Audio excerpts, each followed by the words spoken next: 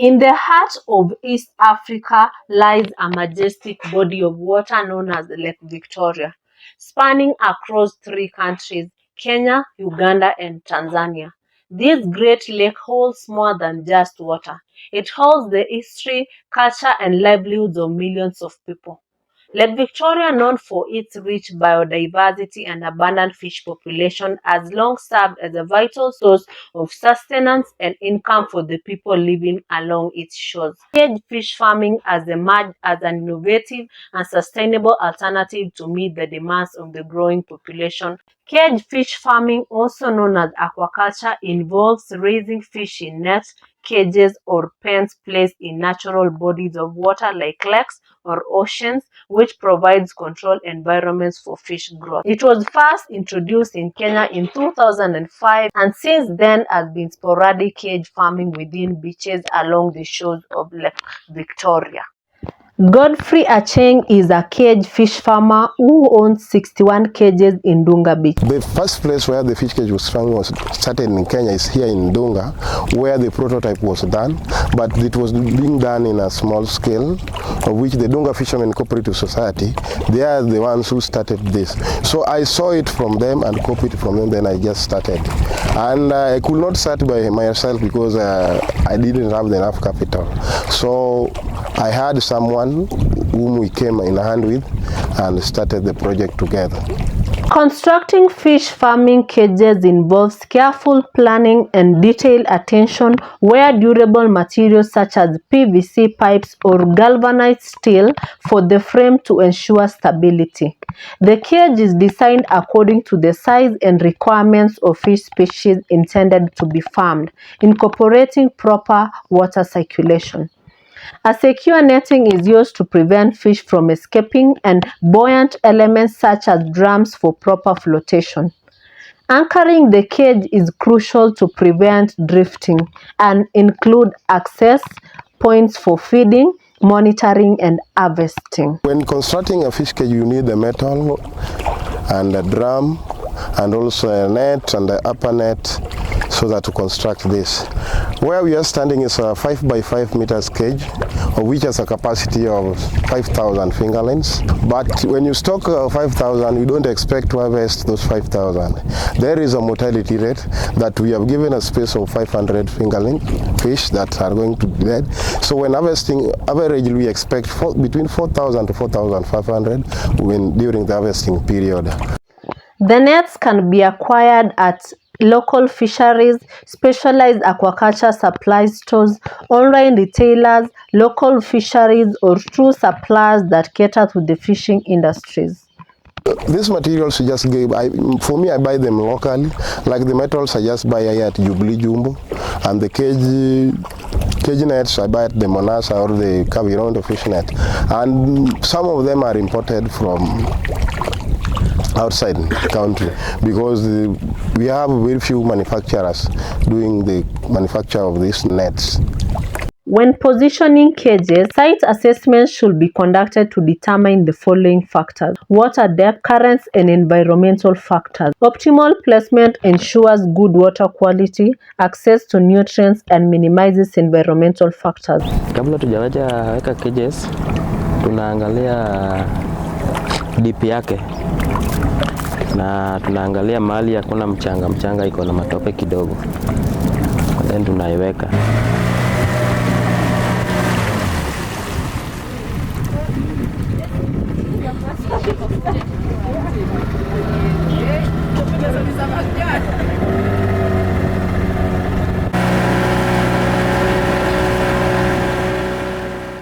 Free Kenya Marine Fisheries and Research Institute, they did a research on a specific areas.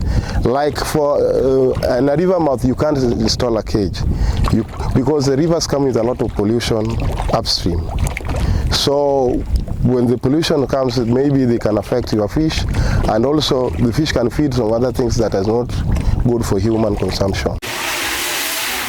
The fingerlings are acquired from reputable hatcheries or certified suppliers to ensure quality and disease-free stock within Kisumu and across the country. The main type of fish reared in the cages is tilapia because it allows for controlled environment, efficient space utilization, and easier management of water quality. Mainly I do the tilapia, but there are those who also do the catfish. Those two are the main fish that is being reared in the cage. The research that has been done, and from experience, we have found that the tilapia is rearable. You can rear it in a cage and grows. But with the Nile perch, there's research that is still being done, because like for me as a fisherman, what I know, the Nile perch requires a big space to move. But with the tilapia, it is comfortable the way we are doing it now. The food provided is typically in the form of specially formulated feed that have ingredients which include fish meal, soybean meal, grains, vitamins, and minerals. The goal is to provide a balanced diet that supports growth of fish and overall nutritional needs. Sasa mimi kazi yangu ni kuleta chakula asubuhi saa 12:30 hivi ndio nakuja hapa ndani. Hizi chakula ya samaki tunazinunua kwa duka tu. Na zingine zinatoka tu kwa lake, hizi za omena.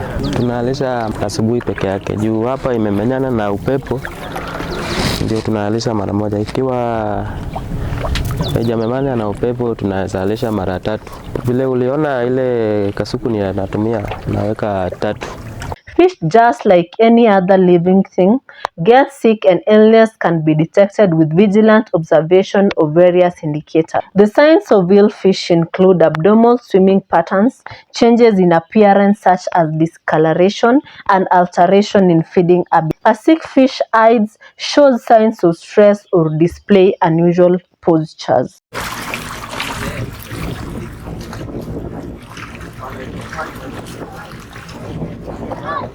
We don't tap the fish. We buy fingerlings or fryers from the hatcheries. So we have some local hatcheries within Kisumu and other parts of Kenya, even in Homa Bay. So we buy, I don't tap, I buy fingerlings. Regular consultation with fish health professionals is crucial for accurate diagnosis and effective treatment. In order to treat ill fish, they have to be isolated and medications prescribed administered through fish feed or directly into the water and monitored closely for any changes and treatment plan adjusted. We don't do treatment as such. It's only that we use the sea salt and the normal salt. That is one we use, and also when we experience such, we also invite the researchers so that come and help us know what's going on, and they can also take the samples. At times there are some of the spots on their skin, so when you spot a spot in the skin, so it means that the fish is not that okay. If you notice, the gills are pale yellow and they have some mucus, that fish is not is compromised, has a compromised quality. That's number one. But non-compromised quality is where the fish is pale red. You will go ahead to remove the visceral material, intestines. You remove the gills, so that such a kind of fish you can utilize. There are various factors that contribute to the mortality rate of fish in the cages, including water level effect, where low water levels leads to oxygen depletion, while high level affects feeding habits of the fish. Vegetation such as water hyacinths reduces sunlight penetration, hindering photosynthesis in submerged aquatic plants, which lower oxygen levels in the water, potentially affecting fish health. We have met some of the challenges that at times might hinder you, but in each and every business there is challenges. So we keep on learning on the challenges that we find in the lake. And most probably the big challenge that we found is the death of the fish in the lake due to the water quality at times, because mainly fish cage farming is done along the shoreline of Lake Victoria and not in the deep, mainly in the deep areas, but along the shoreline. That is where we can also offer security to our fish cages. I lost around 10 cages with fish that were already stocked. Each cage had a capacity of 5,000. It means I lost 30,000 fingerlings. When you multiply by 5 shillings from the hatchery, you can get the estimation that I lost, because some already I already fed them well for 3 months. It means each cage has gone with 6 bags of starter mash and the grower. And when you buy a starter mash goes for 2,500, growers goes for 1,280. That is where I buy them. But there are those who sell it more than that price. And during that time, when you multiply 30,000 fingerlings by 5 shillings, you do the estimation that you get to the average loss that I went through. That is me alone, other than those ones whom we have, the affiliated ones. We don't need an act to tell fish farmers to locate a cage in a deeper area.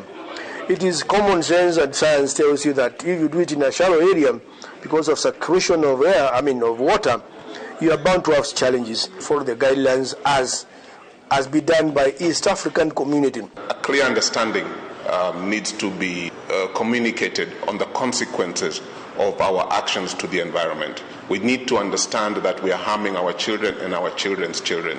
So if that understanding is made clear, I believe that we should be able to reduce incidences of pollution.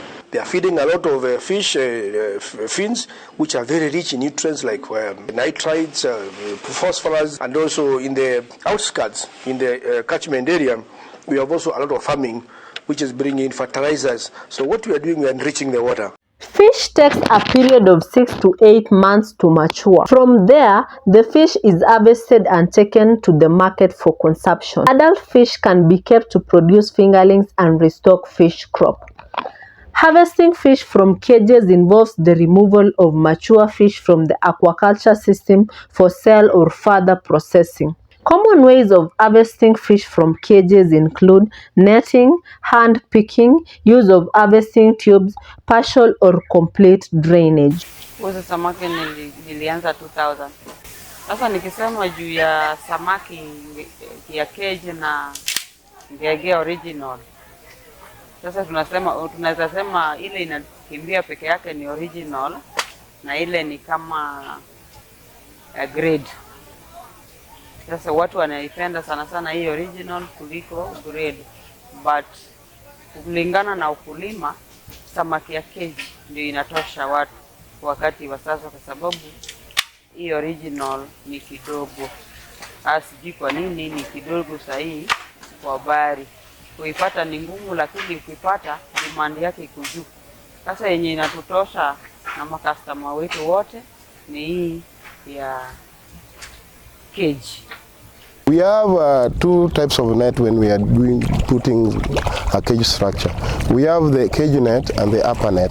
Upper net is put when you are stocking the fingerlings or the fryers.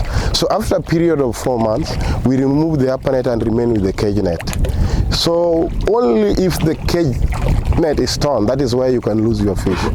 Or it is sunk by a vegetation that was moving and just swept over it. With time, the cost of fish has risen compared to previous years. The tough economy is weighing heavily on cage fish farmers. Cage fish farming, being a new method of farming in Kenya, has thrived well, making some farmers to rush the farming process, hence producing low quality fish. From 1 kg going onwards, I sell it at 350 shillings per kilo. Below 999 grams, that comes for 330. 800 is 300 shillings per kilo. That is how we do the pricing now. As compared to other agricultural sectors, we in the fishing sector, we are left behind, because when you see government is giving grants to the coffee and the tea, but we as the fishermen, we have not received such. Cage fish farmers face quite a number of marketing and competition challenges. One of these challenges is the importation of fish from China, which is cheaper compared to the local fish produced. Just like any other sector or fields, cage fish farming also has its own technological trends. The trends include the use of security cameras or closed-circuit televisions, boats installed with motors, use of fiber nets, and refrigerators.